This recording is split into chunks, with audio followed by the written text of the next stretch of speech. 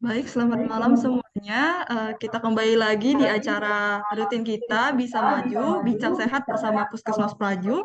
Pada hari ini, saya nih Madelia Gayatri sebagai moderator, bersama dengan narasumber kita, Dr. Mardalena, yang hari ini akan membawakan topik tentang nyeri dada, apakah pasti jantung?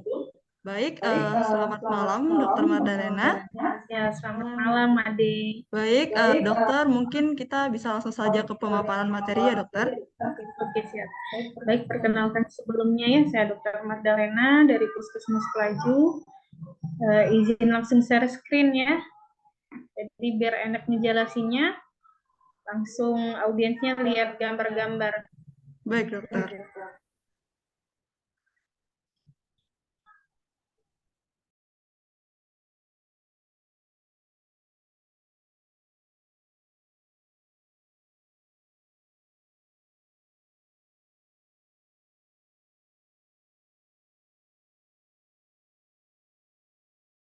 Sekali pasien itu yang khawatirnya sangat berlebihan ketika ada terasa nyeri di dadanya, mau seperti apapun bentuk nyerinya, durasinya, usia muda bahkan ya, masih belasan tahun langsung, hah dok saya ini nyeri dada, saya takut jantung dok, seperti itu.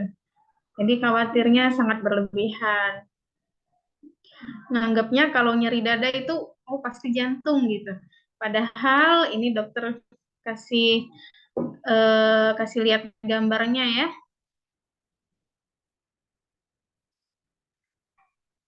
Nah, jadi memang nyeri dada. Tubuh kita tuh ada 3 rongga besar ya. Di tubuh kita mulai dari rongga dada, rongga perut, ini rongga dada ya, rongga dada, ini rongga dada ya.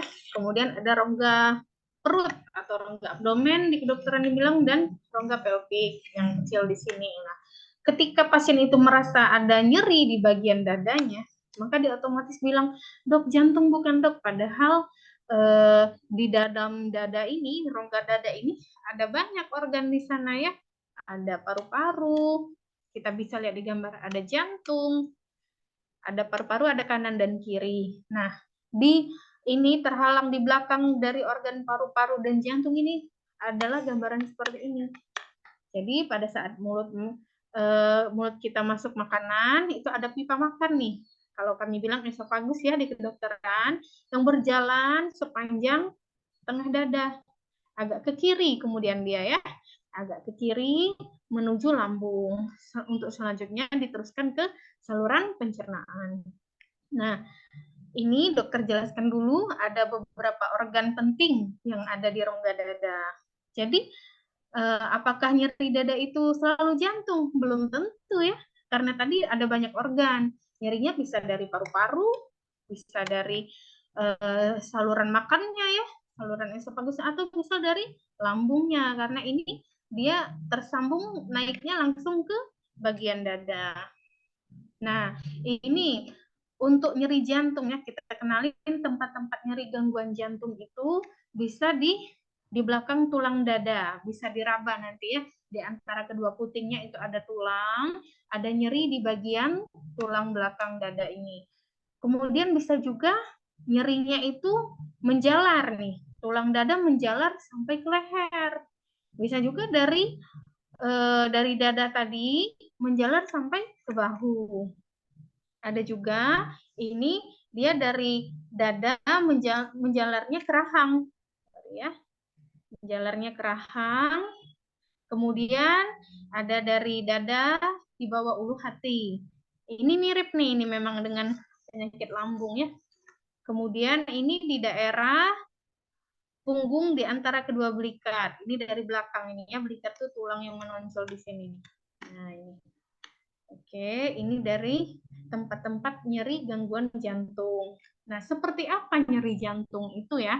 Nyeri dada yang diakibatkan oleh organ jantung itu dia menjalar. Penjalarannya itu bisa ke bahu, bisa ke bahu sini ya, bisa ke lengan kiri terutama karena memang letak dari jantung agak ke kiri di rongga dada. Kemudian dia juga bisa tembus ke punggung dan leher. Ini bisa dilihat gambar yang ada merah-merahnya. Nah, durasinya itu munculnya nyeri itu berlangsungnya bisa kurang dari 20 menit atau bahkan lebih dari 20 menit. Tapi lebih dari 20 menit itu sudah parah ya, jika memang ada sumbatan total. Kemudian dia tidak dipengaruhi oleh posisi tubuh. Nah, ini yang penting nih. Jadi kalau nyeri dada nih, nyeri dada, kemudian ngerasa kalau saya membungkuk, makin nyeri dok, atau saya berdiri kok agak enak. Nah, itu kemungkinan besar bukan dari jantung ya, karena kalau dia dari jantung nyeri dadanya, istilahnya mau duduk, mau dibawa berdiri masih aja nyeri, tidak menemukan gimana ya biar nyaman gitu. Kemudian dia diiringi oleh gejala parasimpatis, saraf simpatis. Maksudnya seperti apa? Dia biasanya diiringi dengan ada keringat dingin gitu. Keringat dingin, ngocor juga. Selanjutnya, nyeri tidak dapat dilokalisir. Nah, biasanya dokter akan menanyakan di mana nyerinya. Kalau nyeri jantung, nggak tahu dok, pokoknya di daerah sini. Dia meraba bagian jantungnya gitu, di daerah sini dok. Jadi lebih lebar ya, tidak bisa. Coba kata dokter misal, ditunjuk dengan satu jari, nggak bisa dok, dia tuh di daerah sini dok.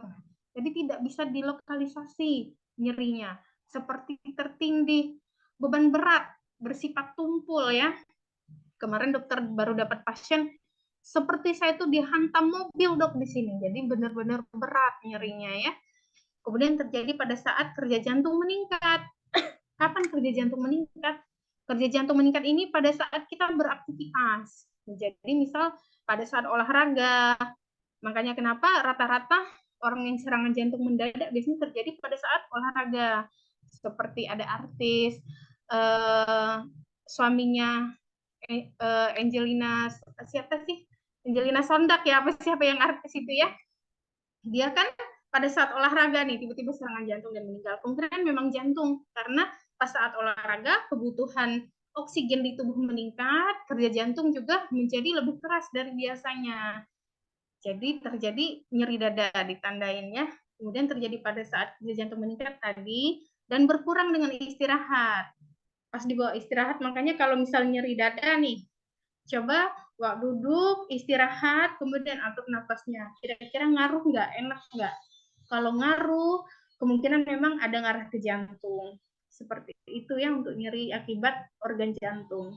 Nah, ini tadi yang sering mengaburkan atau dikeluhkan, terutama pada anak-anak usia belasan tahun remaja ya, bahkan usia muda yang 30-an, itu rata-rata sering mengalami GERD atau bahasa kedokterannya itu ya gastroesophageal reflux disease. Apa itu dok? Nah, jadi tadi seperti gambar yang pertama tadi ya, di dada ini, jadi kita masuk makanan nih di mulut, dia akan melewati pipa makan.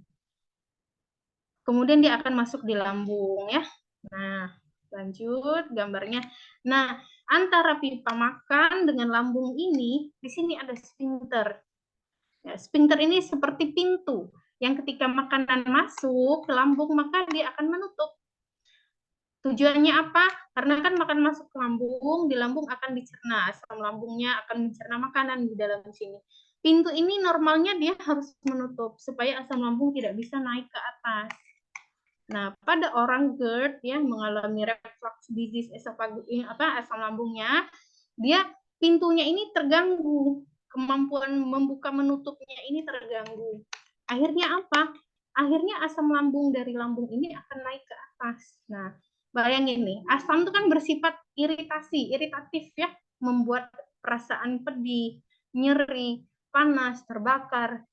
Ini ketika dia naik ke esofagus atau ke pipa makan penghubung dari mulut ke lambung, maka ini nih, dia kan berjalan sepanjang ini nih. Maka di sini akan terasa nyeri, panas, terbakar.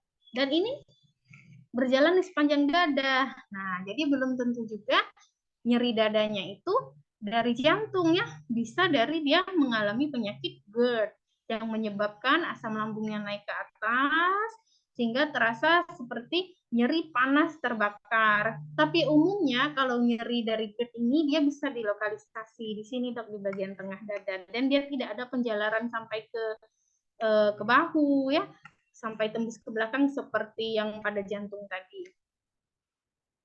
Karena GERD ini paling sering nih yang terjadi pada usia remaja, dewasa muda, dan dia punya kekhawatiran yang sangat berlebihan. Sudah yakin benar saya ini jantung, Dok. Jantung bukan, Dok. Soalnya saya nyeri dada, panas, terbakar. Nah, yang membedakannya lagi ya, kalau misal penyakit GERD ini dia akan makin parah saat posisi berbaring, dan biasanya terjadi setelah makan karena ada produksi asam lambung setelah makan ya, maka akan terasa panas, terbakar, tapi dia tidak ada penjalaran dan dia juga tidak ada disertai keringat dingin ya, dan lagi dia diperparah dengan posisi tertentu, misal berbaring dia akan diperparah, berbeda dengan yang tadi jantung dia tidak dipengaruhi posisi. Untuk pembeda pastinya kita lanjut aja. Nah ini perasaan terbakar akibat dari GERD ya, ini akibat dari organ jantung. Pertama, kalau untuk GERD, gejalanya muncul ketika membungkuk, mengangkat benda, berbaring, atau setelah makan. Nah, kalau untuk jantung, dia nyeri atau rasa tidak nyaman di salah satu atau kedua lengan, punggung, rahang, dan perut. Jadi dia penjalarannya luas ya kalau untuk jantung. Kemudian kadang-kadang pasien itu memang ngerasa sensasi asam di tenggorokan atau mulut. Karena apa? Karena tadi asam lambungnya naik ke selang makan ya, bisa sampai mendekati mulut sehingga mulutnya terasa asam, tenggorokannya juga terasa nggak nyaman, seperti ada yang mengganjal ya. Selanjutnya nih, biasanya juga disertai dengan perut begah, nyeri perut atas dan mual, sering sendawa ya karena begah tadi, kembung, dan sering buang angin. Kalau untuk jantung, tadi penjalarannya luas, bisa sampai ke lengan, rasa tidak nyaman di salah satu lengan, bahkan bisa keduanya, bisa juga ke rahang, punggung ya, dan dia ada napasnya disertai terengah-engah. Nah tadi karena melibatkan saraf simpatis jadi ada keringat dingin. Mual bisa sama ya, mual dan muntah bisa sama antara nyeri dada akibat GERD dan nyeri akibat jantung. Nah, kenapa bisa terjadi nih? 8 kebiasaan yang bisa bikin asam lambung naik itu ya. Dan 8 kebiasaannya ini bisa dilihat, makan terlalu banyak. Kenapa dok makan terlalu banyak? Iya, karena kan lambung kita kapasitasnya terbatas.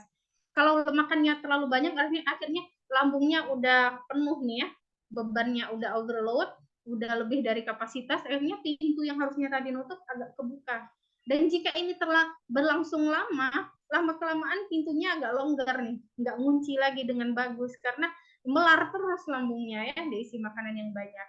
Kemudian yang kedua, berbaring setelah makan. Memang sudah penyakitnya, habis makan ngantuk ya.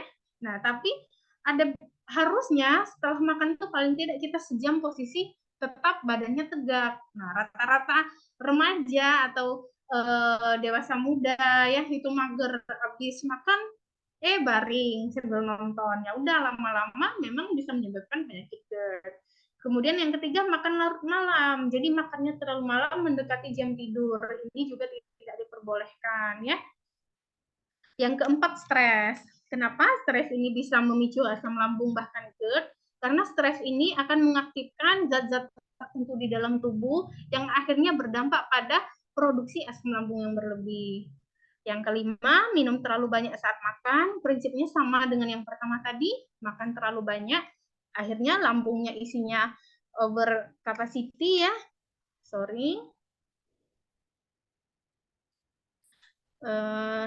Akhirnya lambungnya over capacity dan sphincternya atau pintu penutup pembatas antara lambung dan pipa makan menjadi lemah. 6, terlalu banyak mengkonsumsi karbohidrat. Sama ya, begitu juga untuk nomor 7 dan nomor 8. Nomor 8 ini tentunya minuman bersoda itu akan membuat gelembung-gelembung yang lebih banyak di lambung, sehingga lambung juga akan menjadi melar dan lama-kelamaan pintu pemisah antara lambung dengan pipa makan atau dalam hal ini esofagus juga akan melemah. Nah, apa dok pertolongan pertama jika terjadi nyeri daerah ulu hati atau nyeri dada akibat GERD? Pertama, bisa tarik napas yang dalam, jangan panik dulu, karena kalau kita panik, stres, asam lambungnya akan makin meningkat, nyeri akan makin parah. Jadi tarik napas dalam dulu, tenangkan diri. Kemudian kalau pakai pakaian yang longgar, yang ketat itu dilonggarkan terlebih dahulu. Nah, posisi berdiri tegak, kenapa? Karena tadi kata dokter, makin posisi kita berbaring, makin akan tinggi itu asam lambungnya naik ya. Kalau tegak ada efek gravitasi, jadi asam lambungnya ke bawah. Kemudian mengunyah permen karet, loh. Kenapa dok?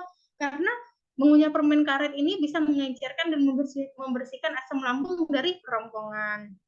Kemudian minum air hangat, mencuci asam lambung dari kerongkongan ya, sama prinsipnya. Kemudian bisa juga minum air atau teh jahe, prinsipnya sama juga ya, meredakan rasa tidak nyaman pada perut. Kemudian yang terakhir, jika memang tidak bisa diatasi, sudah dilakukan beberapa tindakan di atas, bisa mengkonsumsi obat asam lambung yang didapat dari dokter ya, bukan sembarangan beli di warung. Mungkin itu saja, Made, penjelasan singkat terkait nyeri dada, khususnya di sini yang lebih banyak dokter bahas mengenai GERD ya, karena banyak terjadi pada masyarakat usia muda yang jadinya khawatirnya berlebihan langsung, wah jantung, padahal ternyata GERD.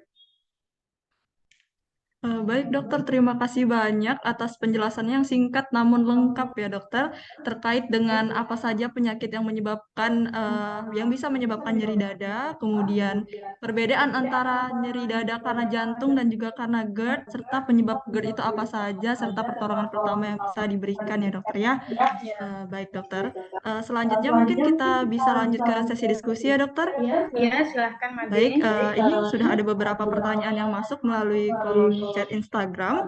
Mungkin yang pertama bisa kita mulai ya dokter. Ya, silahkan. Jadi pertanyaan yang pertama, dok mau tanya, tetangga saya sering ngeluh nyeri dada, sampai kayak rasanya terbakar gitu, terutama sesudah makan. Badannya juga cukup berisi. Katanya sih kalau badannya besar biasanya rentan sakit jantung ya dok. Kira-kira bahaya nggak ya dok? Soalnya kasihan dia sering banget kesakitan gitu.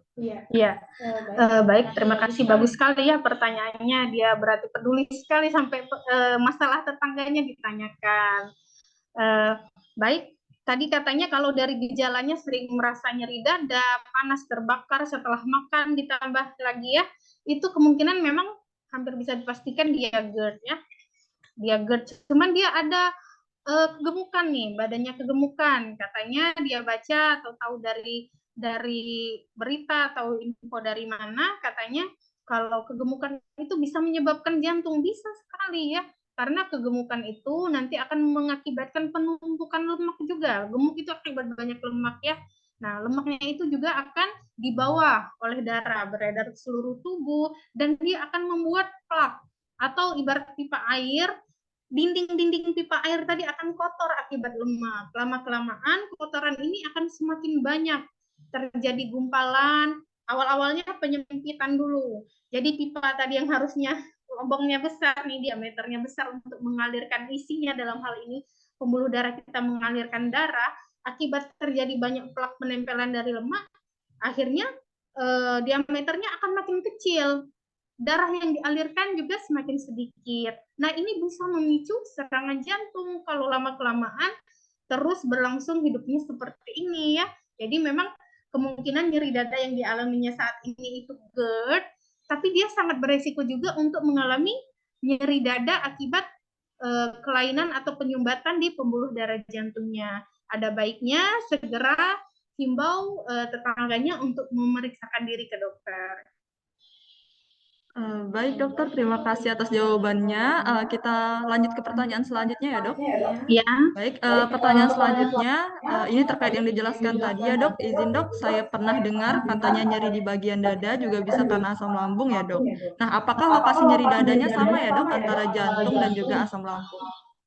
Oke, sebenarnya ini tadi sudah dokter jelaskan panjang lebar ya. Benar, memang kalau nyeri dada itu bisa akibat asam lambung, benar sekali ya. Karena memang penghubung dari mulut dengan lambung ini ada pipa makan tadi ya, yang berjalan sepanjang lambung, yang kemudian dia akan agak ke kiri nih posisinya, makin bawa ke kiri menuju lambung.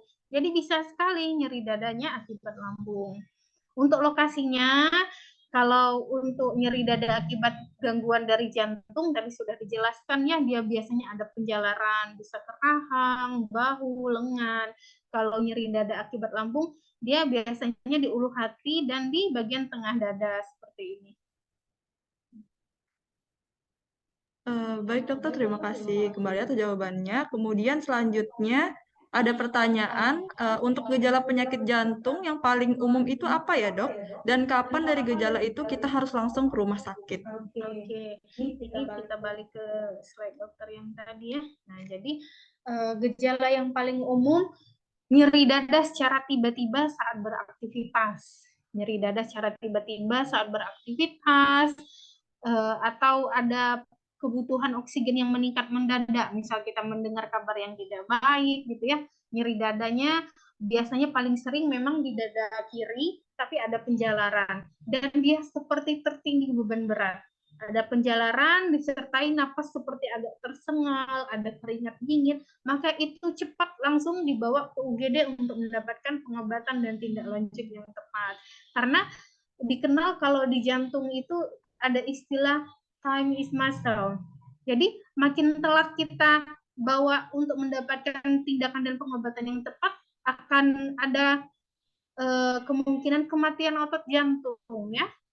Jadi penting sekali jika ada nyeri dada mendadak saat aktivitas, kemudian seperti tertindih beban berat, menjalar, disertai keringat dingin dan nafasnya agak tersengal, maka langsung segera ke UGD ya. Kalau memang ada fasilitas di rumah, ada oksigen atau apa, boleh langsung pasang oksigennya sembari dibawa ke UGD. Baik, jadi harus cepat ya dok kalau menemui gejala-gejala seperti Iya, itu. betul sekali. Time is masternya kalau di jantung. Baik dokter, kita ke pertanyaan selanjutnya. Ini sepertinya mirip dok. Dokter, saya mau tanya, teman saya pernah merasa dadanya terbakar dan terbakarnya terasa di seluruh dada. Apakah itu karena jantung ya dok? Nah, sebenarnya ini masih secara umum ya, keluhannya masih sangat umum. Dokter perlu ada beberapa pertanyaan yang diajukan, jadi perlu anamnesis ulang, juga bahkan perlu dikonfirmasi dengan pemeriksaan fisik dan pemeriksaan penunjang. Tapi kalau dari gejalanya nyeri dada, apa tadi? Nyeri dadanya memenuhi seluruh dada Iya, ya? benar dokter. Ya perlu, masih tetap perlu dokter tanyakan lebih lanjut ya, ini masih terlalu umum dari usianya juga, riwayatnya ada penyakit apa saja selama ini. Jadi bisa tetap kemungkinannya semua organ yang ada di rongga dada, bisa dari jantung, bisa dari asam lambungnya, dalam hal ini esofagus atau pipa makan dan lambungnya, bisa juga tidak menutup kemungkinan paru-parunya. Jadi ada baiknya memang ketika kita ada keluhan, apalagi itu sering berulang, segera periksakan ke dokter untuk diketahui apa penyebab nyeri dadanya ya. Oke, baik dokter. Selanjutnya, mungkin pertanyaan terakhir ya dokter. Kalau kecapean atau kurang tidur, suara saya mulai serak dan dada kiri suka nyeri dok.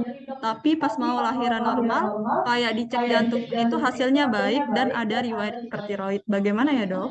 Oh, nah kemungkinan memang dari keluhannya itu bisa tadi ya semua organ yang ada di rongga dada, cuman pada saat dia lahiran dia di EKG hasilnya normal ya, normal EKG. Sekedar informasi, EKG itu adalah alat untuk merekam aktivitas listrik kerja jantung. Jadi jika memang ada kelainan di jantungnya ya, biasanya nyeri dada nih. Nyeri dada itu kalau di rekam jantung akan dijumpain kelainan pada gelombangnya. Padahal mau ini ST-nya biasanya elevasi atau bisa juga ada depresi kalau sudah terjadi lama. Nah, pada pasien ini dia normal EKG-nya, tapi dia ada riwayat hipertiroid. Nah, jadi memang kita semua manusia itu ada kelenjar tiroid. Nah, pas ini gambarnya ya ada kelenjar tiroid.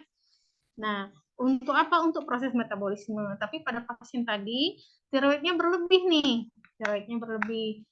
Dan ini memang bisa menyebabkan suara menjadi serak kalau tiroidnya ini beracun. Jadi ada baiknya untuk pasien yang bertanya tadi, segera periksakan kembali. Gimana tiroidnya? Apa sudah selesai pengobatan atau perlu tindakan atau pengobatan lanjutan? Ya, jadi cepat segera periksakan diri kembali. Apalagi disertai suaranya serak ya, kemudian ada nyeri dada juga kalau kecapean. Jadi tidak melulu dari jantung, tidak menutup kemungkinan karena dia ada riwayat hipertiroid, keluhannya itu dari sini. Jadi segera periksakan ke dokternya lagi ya.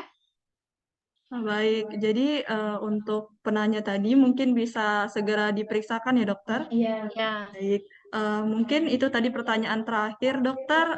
Terima kasih banyak atas penjelasannya.